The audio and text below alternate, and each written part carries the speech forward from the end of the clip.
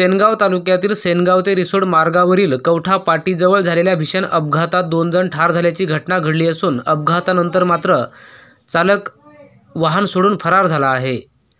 कोळसा येथील शेख आरेफ शेख युनुस वय वर्ष 38 व उत्तम भगत वय वर्ष 60 हे दिनांक 5 फेब्रुवारी रोजी रात्री 8 वाजण्याच्या सुमारास दुचाकी वाहनाने कोळसा येथून कवठा पाटीकडे आले होते, तर ते आपले काम आटोपून परत गावाकडे जाण्यासाठी निघाले असता कवठा पाटीजवळ रिसोडकडून येणाऱ्या खाजगी बसने त्यांच्या दुचाकीला धडक दिली। या अपघातामध्ये उत्तम भगत यांचा जागीच मृत्यू झाला, तर शेख आरेफ हे गंभीर जखमी झाले होते, तर त्यांना पोलीस व गावकऱ्यांनी तातडीने उपचारासाठी सेनगाव ग्रामीण रुग्णालयामध्ये दाखल केले होते। मात्र त्यानंतर पुढील उपचारासाठी हिंगोली येथील शासकीय रुग्णालयात आणण्यात आले असता मात्र शेख आरेफ यांचा मृत्यू झाला।